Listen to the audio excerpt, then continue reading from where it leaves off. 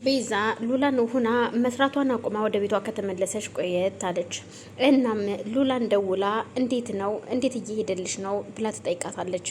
ሉላም ለእህቷ ለቤዛ አይዞሽ እህቴ ያበላሸሁትን ነገር አስተካክላለሁ፣ ምንም እንዳታስቢ፣ አንቺ ጥሩ ህይወት እንዲኖርሽ እፈልጋለሁ፣ ያበላሸሁትን ነገር እኔው ማስተካከል አለብኝ፣ ለእኔ ምንም እንዳታስቢ ትላታለች።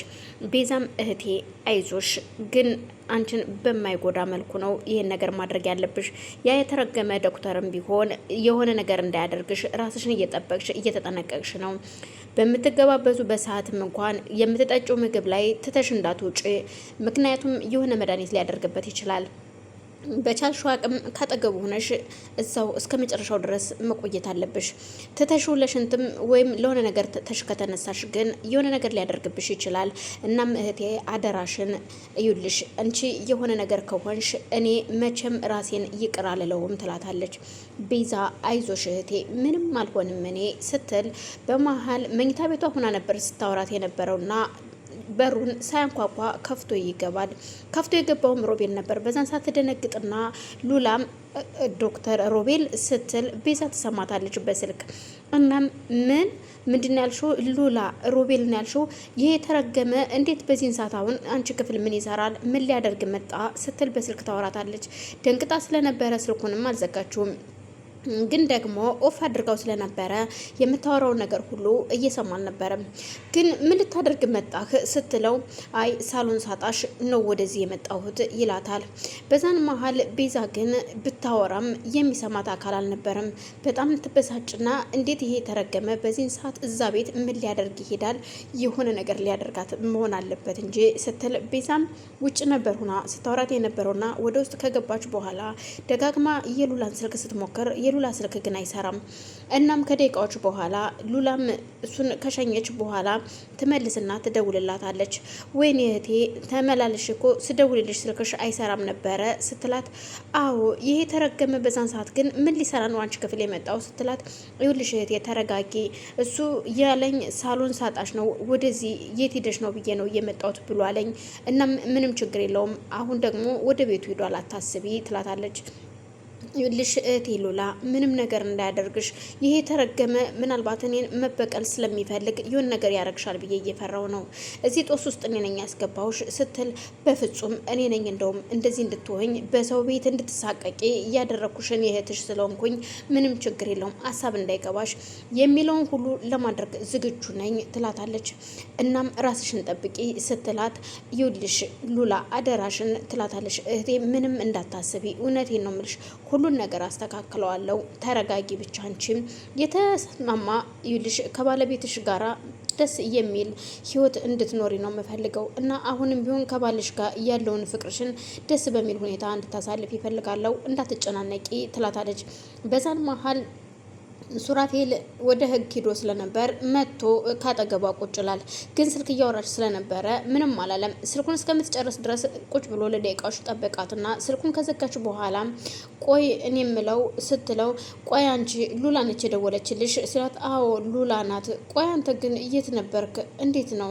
ስልክ እኮ እያወራው ነው ስትለው፣ እኮ በቃ ስለሰማሁሽ ነው ዝም ያልኩሽ እኮ እኔም ይላታል። እና አሁን ከየት ነው የመጣኸው? ይሄ ተረገመ ስልኳ አይሰራም ነበርና በጣም ጨንቆኝ ነበር ትላታለች። አየሽ ይሄ ነገር ከዚህ በኋላ መደገሙ አይቀርም እንዳይደንቅሽ ይላታል። ማለት አንቺም እኮ ብቶኝ እዛ ያለሽው ይሄን ነገር ማድረጉ አይቀርም ያ የተረገመ ዶክተር ይላታል።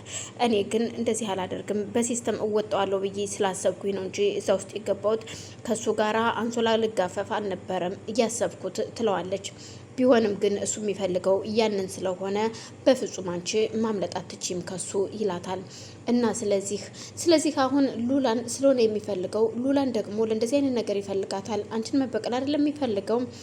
ሉላ ግን ደግሞ ሁሉንም ነገር ለማድረግ አገባሻለሁ ካላትም እሱን ለማግባት ዝግጁ ናት።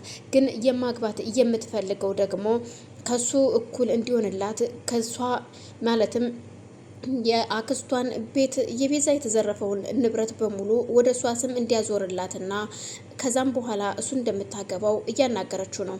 በዛ ሲስተም ነው እሷ ሮቤልን ማግባት የፈለገችው። ሁሉ ነገር በስሜ ከዞረልኝ በኋላ እሱን እንደምትፈታውና ምክንያቱም አክስትየዋም ታገቢውና ከዛ ከተጋባችሁ በኋላ ንብረትሽን በስምሽ ካደረግሽ በኋላ ትፋችና ግማሽ ንብረት ይዘሽ ትወጫለሽ ብላት ስለነበር ያንን ሲስተም እሷም መጠቀም ፈልጋለች።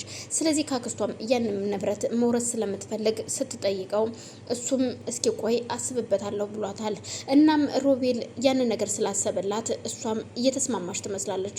ግን ደግሞ ሱራፌል ቤዛን እሻሁን ለማንኛውም እንዴት እየሄደላት ነው?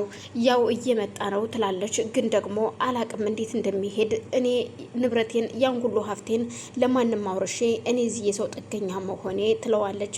አይዞሽ ነገ የተሻለ ቀን ነው እና ምን አሉ ታዲያ ህግ አማካሪዎቹ ስትለው፣ ያው ህግ አማካሪዎቹ ግን ምንም ተስፋ እንደሌለው ምክንያቱም ያቺ የተረገመች አክስት የተባለች ሴትዮ ከመጀመሪያው ጀምሮ ጨርሰዋለች።